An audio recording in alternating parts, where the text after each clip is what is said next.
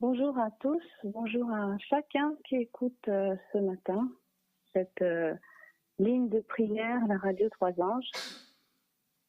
Si vous m'entendez pas suffisamment, vous pouvez faire savoir ça à la ligne et à Michael, et comme ça je peux ajuster ma voix.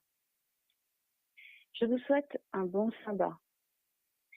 Alors c'est pas la première fois que je fais la prédication sur la ligne RTA. Moi, je chante aussi. C'est pas la première fois que j'interviens, mais c'est vrai que ça fait un moment que je n'ai pas intervenu. Et du coup, je ne sais pas pourquoi, j'ai le cœur qui bat la chamade. Peut-être parce que je suis pas, enfin, je sais pas, j'ai pas très bien compris pourquoi, mais je trouve que c'est quand même quelque chose de pas si mal finalement. Alors en fait, moi j'ai envie de partager avec vous aujourd'hui. C'est pas une prédication en tant que telle, c'est plutôt un partage des choses que j'ai pu expérimenter, que Dieu m'a permis de comprendre ces derniers jours. Et bien sûr, il y aura des textes tirés de la Bible à l'appui, et, et Dieu m'a permis de comprendre des choses que j'aimerais vraiment partager avec vous, parce que c'est pas des choses qui sont à garder pour soi. C'est pas des choses enfin, c'est des choses qui sont vraiment importantes pour notre compréhension, pour notre salut aussi, et aussi pour notre bien-être ici sur la terre en attendant qu'on y soit encore. Alors, pour commencer ce moment, j'ai envie de vous dire, j'ai envie de vous inviter à prier avec moi. Prions ensemble. Seigneur, merci Père éternel, Dieu, 3 fois saint. Merci beaucoup, parce que tu es le Dieu tout-puissant qui a créé tout sur cette terre et au-delà. Tu es le Dieu de l'univers. Tu as créé l'univers qui entoure la terre, mais il y a d'autres univers. Et on sait qu'il y a d'autres univers. Les scientifiques disent qu'il y a d'autres univers, même eux qui ne croient pas en toi. Et nous savons par la foi que Seigneur, c'est toi qui as tout créé, toutes les choses que nous pouvons voir, mais aussi les choses que nous ne pouvons pas voir. Et Père éternel, merci, parce que dans ta bonté, dans ta miséricorde, dans ta grandeur, dans ta splendeur, dans ta sainteté, ta magnificence, Seigneur Dieu, tu es non seulement venu descendre à nous par ton Fils, mais tout ce que nous disons, tout ce que nous pensons, tous les cheveux de notre tête sont comptés, et tu sais toutes nos pensées. Dans un verset, dans Zacharie, c'est marqué « Nous sommes la prunelle de tes yeux ». Nous avons de l'importance pour toi. Seigneur, quand je regarde tout ce que tu as créé, je ne sais même pas pourquoi. Tu as créé de tellement grandes choses, tu es tellement immense, tu es tellement grand, tellement énorme, que je ne sais pas pourquoi on a de l'importance pour toi. Je trouve ça tellement touchant. Cet amour que tu fais, tu nous donnes, Seigneur, on ne mérite pas. Et je t'en bénis. Et je te reçois. Et même quand, Seigneur, on ne sait pas pourquoi tu nous aimes et qu'on a autant d'importance, nous voulons recevoir cet amour, nous, tes enfants. Tu as fait de nous tes enfants. Alors, Seigneur, nous t'invitons maintenant, pas parce que tu n'étais pas là, mais parce qu'on veut te dire que nous voulons faire encore avec toi cette partie encore de l'émission, pas parce que tu n'étais pas là, parce qu'on veut continuer à être avec toi. Alors viens Seigneur dans ce moment, viens encore, viens toujours, viens à chaque instant, on a soif de toi, viens nous remplir, nous nourrir, nous ouvrons la bouche Seigneur, remplis-nous Seigneur Dieu, de ton amour, de ta sainteté, des fruits de l'esprit. Dans le nom de Christ, instruis-nous par ce moment. Nous t'en prions ainsi dans le nom de Jésus-Christ, Fils du Dieu vivant. Amen. Je tombe malade et je commence à avoir de la fièvre, je suis pas très bien. Et là, je suis obligée de ne plus, enfin, je suis dans l'incapacité de ne plus pouvoir me rendre chez mes patients. Et quelques jours après, enfin, j'ai des symptômes, je suis pas bien, j'ai très très très mal au dos. Alors je pense à différentes choses, sauf au Covid. Et en fait, je pense à plein de choses parce que je me dis bon ben ça peut arriver d'avoir un refroidissement, ça peut arriver d'avoir une bronchite, surtout si on a mal au dos, que la température elle augmente. Il y a une température d'une valeur le matin et l'après-midi, le soir, ça augmente. Ça peut être une bronchite, une pneumonie, tout ce que vous voulez, mais j'ai pas pensé au Covid. Et ensuite, ce qui est arrivé, c'est que j'ai appris qu'une de mes patientes avait la fièvre. Elle a fait un test et puis elle avait le Covid. Et je me suis dit, bon, dans ce cas, je vais aller faire un test. Et je me suis dit, bon, c'est sûr que j'ai pas ça. Enfin, quand même, je trouve que c'est bizarre. J'ai pas les symptômes que je reconnais habituellement. Parce que même quand j'ai très très mal au dos, puis que je ne veux pas sortir du lit, il fallait que mon mari m'aide à sortir du lit. Et vraiment très très très mal au dos, on n'a pas de position dans le lit, c'est affreux, c'est horrible. Puis on boit des vitamines C, on ne sait pas où ça va. Enfin, ça aide pas. Enfin, on dirait que je sais pas, il y a un trou, ça tombe dedans, et puis la vitamine, elle a aucune influence. J'ai été aussi sous antibiotiques. Et puis du coup, je décide donc d'aller faire ce test en raison du fait que la patiente avait aussi avait le Covid.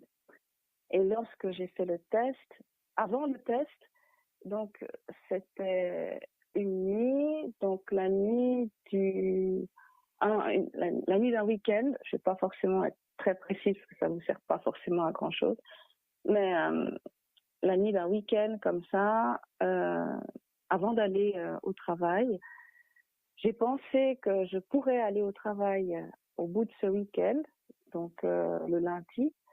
Et la nuit du dimanche au lundi, j'ai eu un rêve. Et dans le rêve, et j'aimerais attirer votre attention, je me suis dit, est-ce que vraiment je partage ce témoignage, enfin, ce cheminement avec vous aujourd'hui? J'ai beaucoup prié, j'ai dit, Seigneur, je veux que ce soit quelque chose qui nourrisse ton peuple.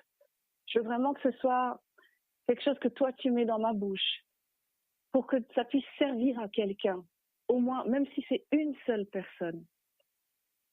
Et alors,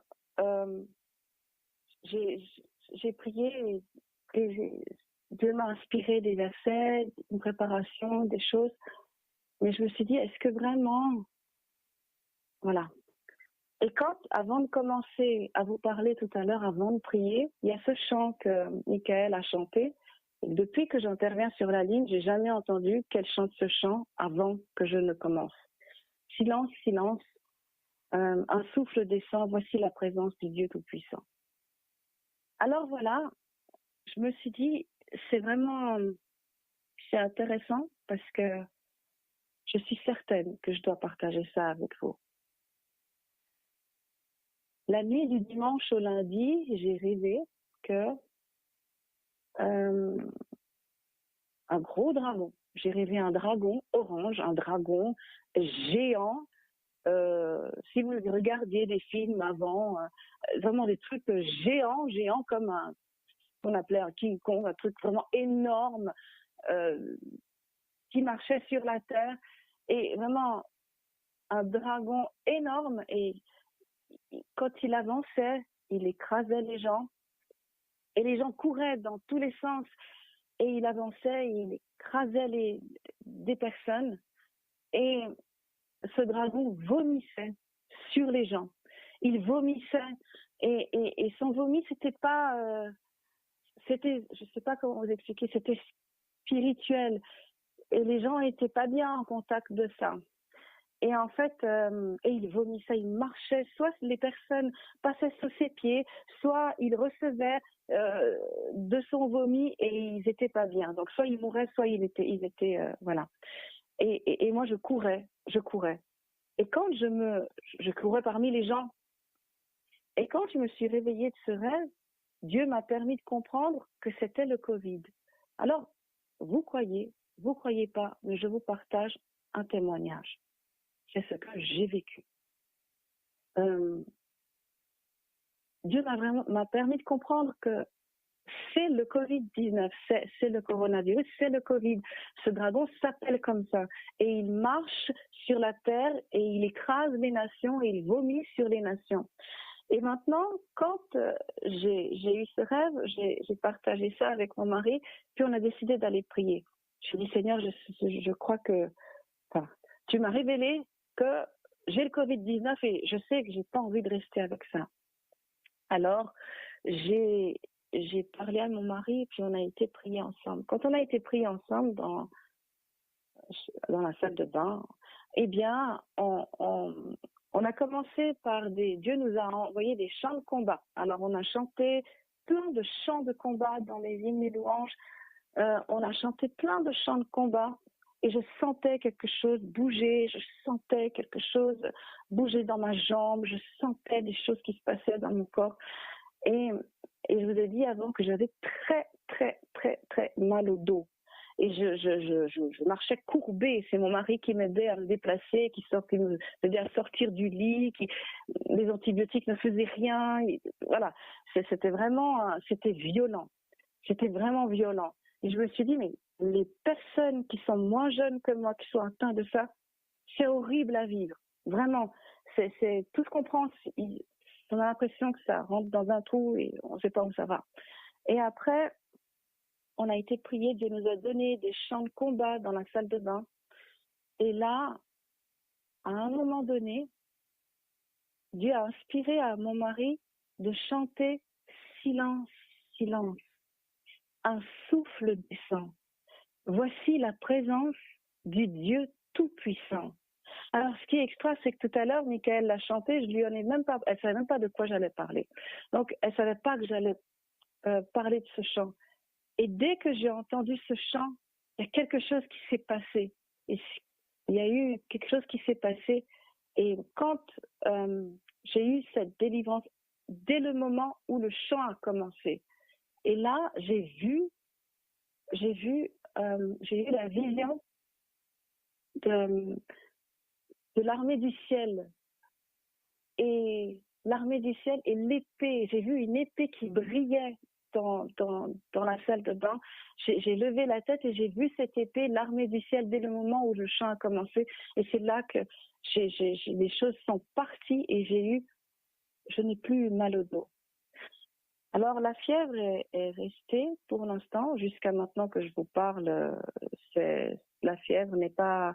Je suis encore subfébrile, c'est-à-dire que j'ai des températures qui montent le matin, qui descendent le soir, qui descendent le matin et qui montent le soir, pardon. Et c'est pas une fièvre, mais c'est au-dessus de la fièvre. Donc, en fait, jusqu'à aujourd'hui que je vous parle, et ça s'est passé il y a à peu près 1 semaine et demie, 2 semaines. Et en fait, pourquoi est-ce que je vous partage ça? Parce que je trouve que c'est important. Je ne sais pas si des gens qui m'écoutent sont atteints maintenant du Covid ou qui ont une maladie ou qui ont quelque chose. Mais ce avec quoi nous luttons n'est pas physique, c'est spirituel. Il y a une part de physique. Il y a des traces physiques que ça laisse dans le corps. Je suis infirmière et le fait que je vous parle de ça, j'ai étudié les choses scientifiques. Il y a des choses c'est quand même Dieu qui a donné la connaissance aux médecins, aux infirmières, aux aides-soignants, aux physios, aux différentes personnes qui peuvent intervenir dans votre vie de santé. Mais je pense que c'est important de ne pas négliger la part spirituelle.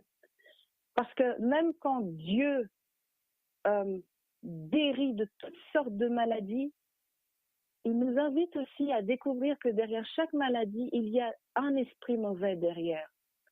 Même quand avec le temps, il y a des choses qui vont guérir, qui sont physiques, mais il est important de savoir que il y a quelque chose de spirituel derrière chaque maladie.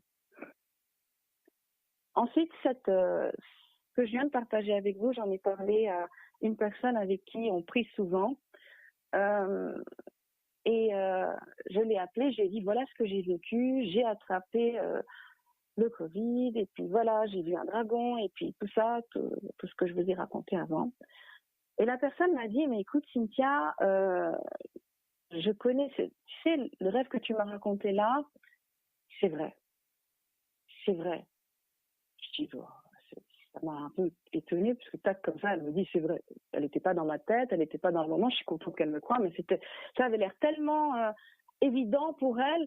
Et puis elle me dit, mais en fait, il y a un prophète en Israël qui est chrétien, et Dieu lui envoie des visions, des choses, et puis voilà, voilà.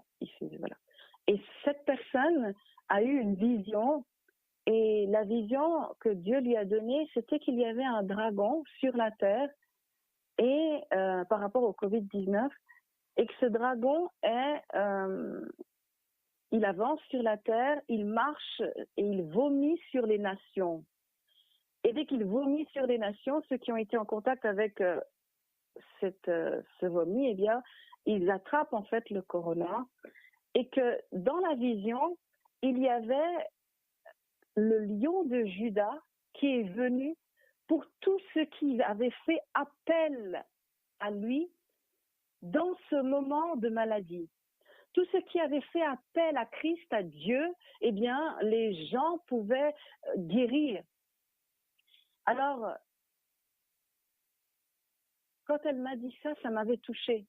Ça m'a touchée parce que je me suis dit, je ne connais pas cette personne, je ne sais pas de qui elle me parle, je ne connais pas ce prophète, je ne connais pas de prophète en Israël, chrétien, je n'ai pas lu quelque part, je n'ai pas été influencée par quelque chose. Dieu a donné un rêve en Suisse, à Genève, et une vision à un homme de l'autre côté en Israël que je ne connais pas, et à travers cette femme, eh bien, il y a un lien qui se fait, et on se dit, mais c'est extraordinaire la puissance du Saint-Esprit. Je ne connais pas cette personne. Et c'est extraordinaire de voir que Dieu révèle aux quatre coins du monde à qui il veut, de la manière qu'il veut, pour que son peuple soit au courant, pour que le combat spirituel soit, pour que nous puissions, les chrétiens, être prêts à affronter dans un combat spirituel ce qu'il y a autour de nous, être conscient d'un combat spirituel. Et en fait, ensuite, elle m'a partagé un autre témoignage. Elle m'a dit, il y a, parce que je lui ai dit, mais je sens que ce que Dieu a révélé, ce dragon, c'est un gros truc. C'est pas un petit démon, quoi, un petit esprit, c'est un gros truc. C'est vraiment quelque chose qui, quand il se déplace, ça fait du bruit, il y a des influences négatives. Et en fait, elle me dit oui, c'est vrai, parce que tu vois, ce que nous avons compris avec le temps, depuis que l'histoire du coronavirus a commencé, eh bien, c'est qu'il n'y a que en faisant appel à Christ qu'il y a quelque chose qui se passe. Parce que voici là l'histoire d'une femme, elle me raconte le témoignage d'une femme cette femme se trouve en France. Alors c'est une femme qui a été atteinte de cette maladie aussi, et elle en fait elle s'est retrouvée en détresse respiratoire soins intensifs, la totale, inconsciente et intubée. Et du coup, ils ont fait une chaîne de prière pour elle, pour pouvoir intercéder pour elle. Et lorsqu'ils ont fait cette chaîne de prière pour intercéder, eh bien, la dame n'est pas au courant. Et en fait, elle revient et elle témoigne. Elle dit, quand j'étais en soins intensifs, j'ai rêvé que mon matelas montait jusqu'au ciel. Mais le matelas montait parce que les prières me montaient jusqu'au ciel. Elle a vu qu'il y avait des gens, une chaîne de prières qui priaient pour elle. Et grâce à la prière de cette chaîne de personnes, eh bien, son matelas montait jusqu'au ciel. Et là maintenant, lorsque elle est arrivée au ciel, elle a vu l'ennemi. Elle a vu l'ennemi qui était à un niveau du ciel. parce qu'elle n'est pas montée encore très haut. Elle est à un niveau où l'ennemi pouvait circuler. Maintenant, elle voit l'ennemi qui réclame. L'ennemi lui dit, ah, tu as tes parents qui ont fait ça. Voici ce qu'il y a dans ta famille. Voici ce qu'il y a dans ta famille. Il lui rappelle tout ce qui est présent chez elle comme esprit ancestraux, tout ce qui est des actes de ses parents, de ses arrière-parents, de toutes ces personnes. Et là, il lui dit, tu m'appartiens, tu es à moi. Et maintenant, elle voit mais elle sent que les prières sont là et elle trouve la force, grâce aux prières qui l'ont fait monter jusqu'au ciel, elle trouve la force de dire « Seigneur, secours-moi ». Et dès qu'elle dit ça, le matelas continue de monter et là maintenant, elle se retrouve face à Dieu qui la secourt. Et dès le moment où Dieu vient la secourir, personnellement, elle voit le secours de l'Éternel et là, pour la première fois, elle se remet à respirer.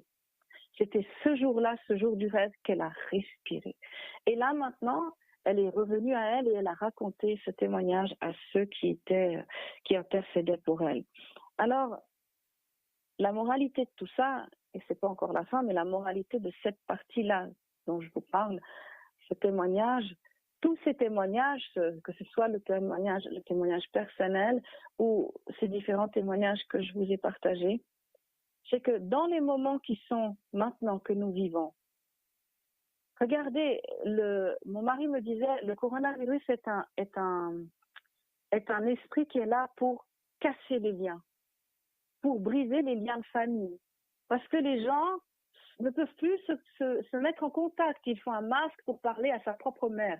Il faut un masque pour parler à un tel, à ses collègues, à différentes personnes. Des fois, on est dans la même maison, comme ça nous arrive maintenant. Eh bien, moi, j'étais positive, mon mari était négatif. Bon, on est dans la même maison, puis c'est comme ça.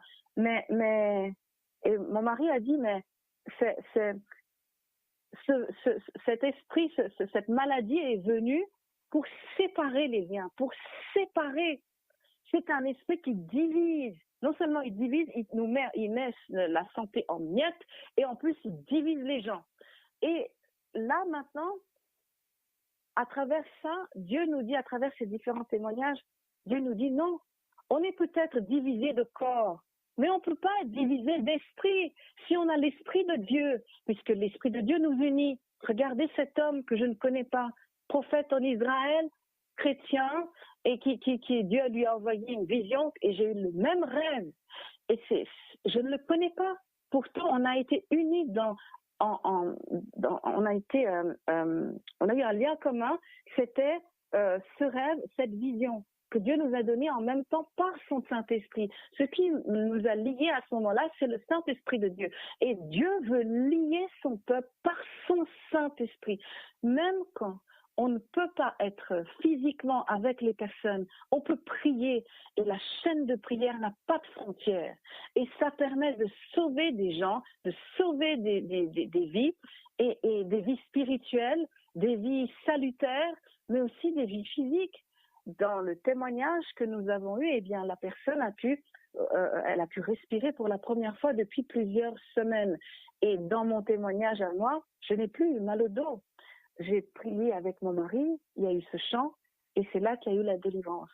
Mais il y a encore des traces de choses, et je sais que Dieu me nettoie, me purifie, et j'ai aucune crainte avec ça. Maintenant, ça ne m'empêche pas d'intervenir ce matin. Et Daniel a eu c'est pas celui-là, c'est celui-là, voilà. Dans la Bible, Daniel a eu un passage où il a eu une vision. En fait, il a eu cette vision et dans cette vision, il comprenait pas vraiment. Il était le seul à voir cette apparition. C'était un homme vêtu de lin. Il était au bord de la rivière. Et je vais lire avec vous ce passage qui se trouve dans Daniel 10. Aujourd'hui, il y a beaucoup de lectures, mais bon, c'est le sabbat, et si ça vous dérange pas, on continue. Puis c'est vraiment les textes, ce que Dieu m'a permis de découvrir, que j'ai envie de partager avec vous. Durant la 3e année, donc Daniel 10, je vais lire dans la version Bible d'études du Summer.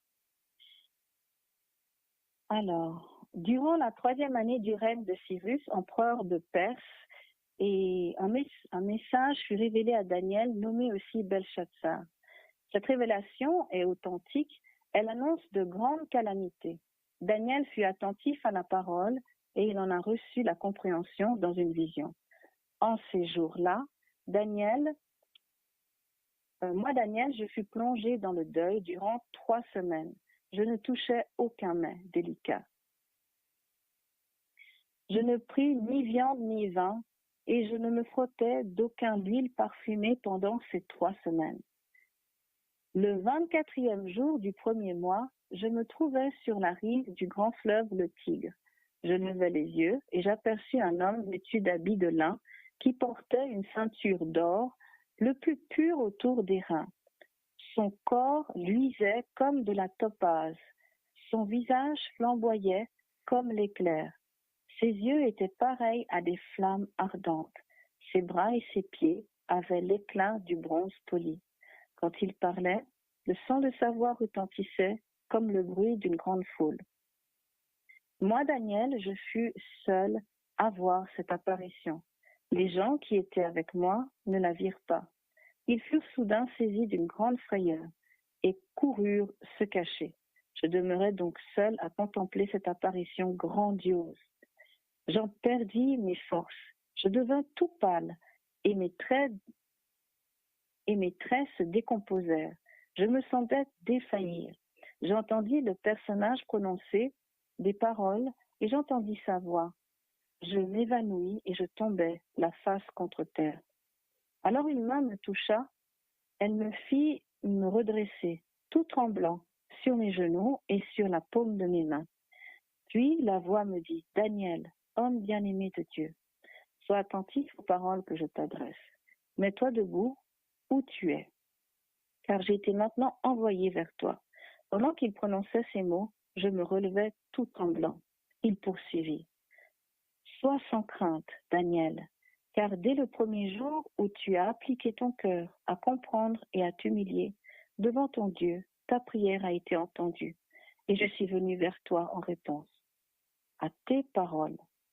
Mais le chef du royaume de Perse s'est opposé à moi durant 21 jours. » Donc on voit bien que dans ce moment-là, l'apparition qu'il a eue, l'homme vêtu de lin, qui était un homme de Dieu, un ange, eh bien, a été empêché de venir vers Daniel alors que pendant 3 semaines, il était en train de prier. Il a été empêché de venir pendant 21 jours. Alors Michel, l'un des principaux chefs, est venu à mon aide. Et je suis restée là auprès des rois de Perse. Je suis venu pour te faire comprendre ce qui arrivera à ton peuple dans l'avenir, car c'est encore une vision qui concerne ces temps-là. Pendant qu'il m'adressait ces paroles, je me prosternais la face contre terre et je restais muet. Et voici qu'un personnage qui avait l'aspect d'un homme me toucha les lèvres. Alors je pus de nouveau ouvrir la bouche et parler. M'adressant au personnage qui se tenait devant moi, je lui dis, « Mon Seigneur, cette apparition me remplit d'angoisse, au point de m'ôter toute force. Comment le serviteur de mon Seigneur que je suis pourrait-il parler à mon Seigneur qui m'est apparu, alors que je n'ai plus aucune force et que j'ai perdu le souffle ?» Alors celui qui avait l'aspect d'un homme me toucha et me fortifia. Puis il me dit, « Sois sans crainte, homme bien-aimé de Dieu, que la paix soit avec toi. Fortifie-toi et prends courage. » Pendant qu'il me parlait, je repris des forces et je lui dis, « Que mon Seigneur parle, car tu m'as fortifié. » Il me dit, « Sais-tu pourquoi je suis venu vers toi? Je suis sur le point de m'en retourner pour combattre contre le chef de la Perse. Et quand je partirai, le chef de la Grèce apparaîtra. Mais auparavant, je vais te révéler ce qui est écrit dans le livre de vérité.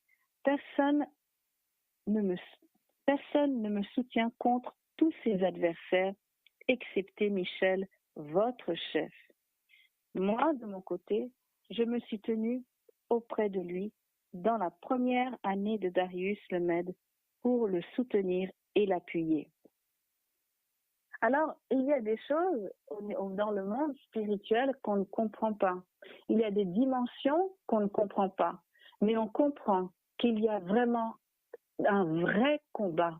Et quand j'étais dans la salle de bain et qu'il y avait l'armée du ciel qui m'est apparue, pendant que mon mari chantait « Silence, silence », un souffle descend, voici la présence du Dieu Tout-Puissant, que j'ai vu l'épée de Jésus, j'ai vu l'épée de Jésus-Christ.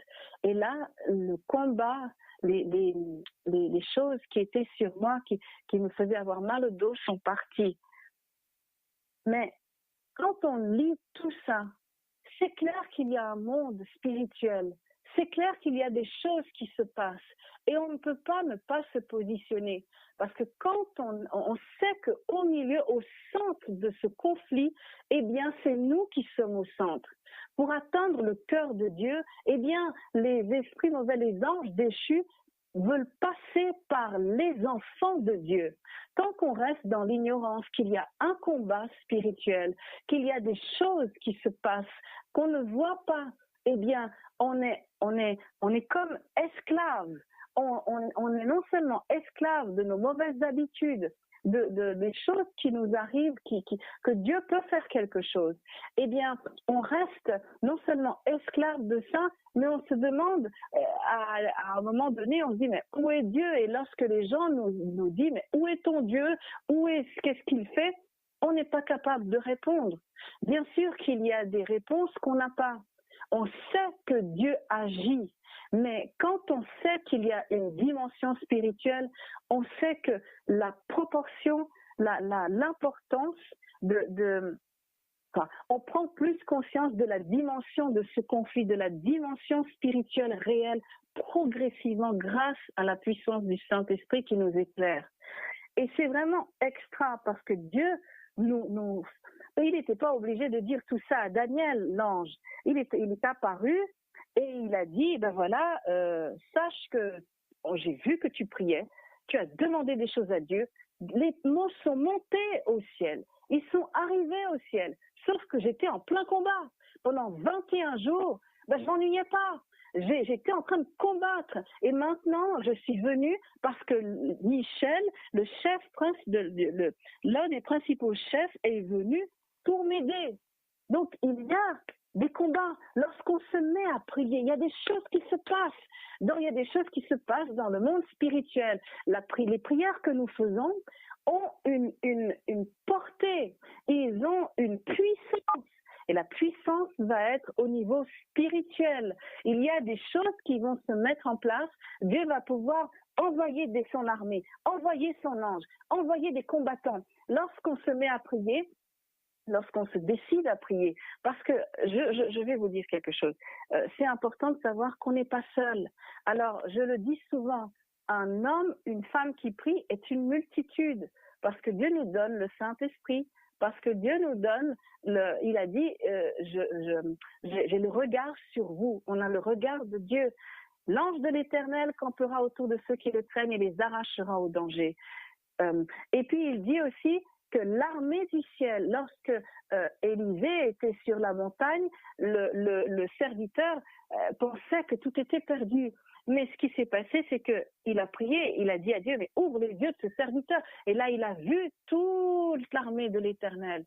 Et là, il a vu qu'ils n'étaient pas seuls. Lorsque nous nous mettons à prier, nous activons. Il y a quelque chose qui s'active. Et quand on ne prie pas, eh ben, Dieu ne peut pas aller au-delà de ce qu'on demande. Malgré sa bonté, il respecte. Bien sûr qu'il fait pleuvoir. Il fait pleuvoir sur les bons comme sur les méchants. Le soleil se lève sur les bons comme sur les méchants. Mais lorsqu'on se positionne, il y a des choses extraordinaires qui se passent. Il y a des gens qui sont délivrés. Il y a des habitudes, des mauvaises habitudes qui peuvent partir, des addictions qui peuvent partir. Plus loin dans le livre, je disais qu'il y avait un garçon qui était pris par la drogue. Il avait un esprit de sorcellerie sur lui, un esprit quand il avait des choses sur lui. Et quand le pasteur s'est mis à prier avec lui, eh bien, les esprits sont partis. Mais il y a des choses qui se passent quand on se met à prier. Et c'est vraiment extraordinaire. On pourrait se dire, bon, voilà, le coronavirus, c'est une maladie, on va attendre, on va prendre les médicaments, et puis on va attendre que ça passe. Il y a d'autres gens qui prient pour nous, c'est bien. Mais on peut aussi se positionner. C'est bien que les gens prient pour nous et c'est important qu'il y ait une chaîne de prière.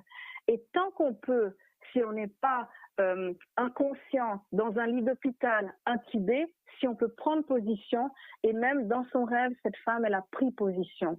Quand on peut prendre position, il y a des choses qui se passent. Dieu se lève et il y a non seulement les anges, des mauvaises habitudes, des choses comme ça, qui sont dans notre vie directe, qui peuvent partir, mais il y a aussi des grosses choses. Par exemple, si vous vous mettez à prier pour votre pays, si vous vous mettez à prier pour ce qui se passe en politique. Alors, il y a des gros esprits qui contrôlent les pays, des démons territoriaux, des esprits territoriaux. Et c'est aussi de ça qu'on parle dans Daniel. Et c'est vrai que quand on regarde, on peut prier pour faire des chaînes de prière, pour prier pour toutes ces choses qu'on a l'impression qui nous dépassent. Mais c'est faux. Il n'y a rien qui nous dépasse. Tant qu'on est habité par le Saint-Esprit de Dieu, tant qu'on sait que Dieu est avec nous, tant qu'on n'ignore pas qu'on est une multitude et que nos prières, eh bien, quel que soit, même si on prie, Seigneur, fais-moi avoir ce livre, ou Seigneur, délivre-moi de telle chose, ou Seigneur, change mon pays, change la mentalité de ma nation, change les choses au niveau des sorcelleries qui se passent dans mon pays, des choses comme ça, quel que soit le niveau de la prière, il n'y a pas de petites prières, il n'y a pas des prières de détail et des prières de... Toutes les prières que nous faisons ont de l'importance. Et il n'y a pas de prière qui soit... on n'a pas le droit de catégoriser les prières parce qu'il n'y a pas de prières qui sont insignifiantes. Donc, tout ce partage que j'ai fait avec vous aujourd'hui, c'est la première fois que je lis autant sur une ligne de prière. Mais j'espère que j'ai pu vous aider à voir des choses plus claires, mais surtout que j'ai surtout pu partager avec vous ce que Dieu m'a permis de comprendre. Alors, s'il y a des choses que vous n'avez pas compris, vous pouvez toujours envoyer des messages sur le groupe RTA, sur le groupe WhatsApp. Et s'il y a des choses que vous n'avez pas compris, s'il y a des choses que vous aurez aimé qu'on parle encore plus, et s'il y a des choses où j'ai pas été claire, je m'en excuse aussi, si jamais. Voilà. Alors j'espère que que ça va vous servir dans le quotidien. Si vous y pensez, vous pouvez prier pour moi. Je n'ai pas encore fini avec cette histoire de coronavirus, mais je suis encore à la maison. Vous pouvez prier pour moi si vous le voulez. Mais moi, j'ai envie de vous dire aussi, vous pouvez prier pour tous ceux qui le vivent en ce moment, tous ceux qui vivent toutes sortes de maladies, toutes sortes de difficultés, des habitudes, des mauvaises habitudes, des addictions, des différentes choses que vous voyez autour de vous, même pour vous-même. Priez, car Paul nous a invités à prier sans cesse. Et dans l'armure du chrétien, il nous a dit encore, il nous a rappelé encore que c'est bien de prier sans cesse. Alors, il se trouve dans... J'avais aussi envie de partager ce passage avec vous, qui se trouve dans Luc 10. Jésus, il dit... Non, c'était pas celui de Luc 10, pardon, c'était dans Colossiens 2, versets 15 à 13 à 15. Colossiens 2, versets 13 à 15. Vous qui étiez morts en raison de vos fautes et de l'incirconcision de votre corps, il vous a rendus à la vie avec lui. Il nous a pardonné toutes nos fautes. Il a effacé, l'acte rédigé contre nous qui nous condamnait par ses prescriptions. Il l'a annulé en le clouant à la croix. Il a ainsi dépouillé les dominations et les autorités, et il les a données publiquement en spectacle, en triomphant d'elles par la croix. Et c'est après que j'ai envie de partager avec vous ce passage. Les 70 qui se trouvent en fait dans Luc 10, verset 3, Luc 10, verset 17 à 24. Les 70, alors Jésus avait envoyé les 70 pour chasser les démons, prier avec les gens dans les différentes maisons, 2 par 2, il les avait envoyés. Et les 70 revinrent tout joyeux et dirent, Seigneur, même les démons nous sont soumis en ton nom. Jésus leur dit, je regardais Satan tomber du ciel comme un éclair. Voici, je vous ai donné le pouvoir de marcher sur les serpents et les scorpions et sur toute la puissance de l'ennemi. Et rien ne pourra vous nuire. Cependant, ne vous réjouissez pas de ce que les esprits vous sont soumis, mais réjouissez-vous de ce que vos noms sont inscrits dans le ciel. À ce moment même, Jésus fut rempli de joie par le Saint-Esprit. Et il dit, je te suis reconnaissant, Père, Seigneur du ciel et de la terre, de ce que tu as caché ces choses aux sages et aux intelligents, et il les a révélées aux enfants. Oui, Père, je te suis reconnaissante, car c'est ce que tu as voulu. Mon Père m'a tout donné, et personne ne sait qui est le Fils si ce n'est le Père, ni qui est le Père si ce n'est le Fils. Et celui qui a le Fils veut le révéler. Puis il se tourna vers les disciples et leur dit en privé, heureux les yeux qui voient ce que vous voyez. En effet, je vous le dis, beaucoup de prophètes et de rois ont désiré voir ce que vous voyez et ne l'ont pas vu, entendre ce que vous entendez et ne l'ont pas entendu. Même quand il y a des choses qui se passent aujourd'hui sur notre terre, c'est des choses qui sont vraiment difficiles. Quand je vois comment certaines maladies peuvent nous atteindre, comment certaines choses arrivent dans nos vies et qu'on voit aussi, surtout dans la vie aussi des autres personnes, différentes choses qui peuvent arriver, eh bien, en tant que chrétien, je me dis, c'est pas facile, c'est vrai.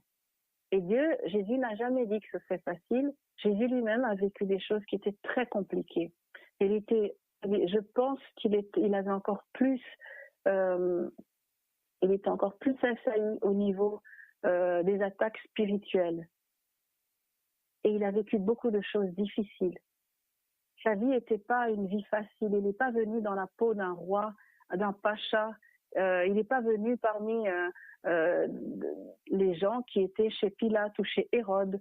Il est venu dans une étable, il est né dans une étable où ça sentait mauvais, où il y avait des animaux, où ses parents étaient pauvres, et d'une femme qui était jeune.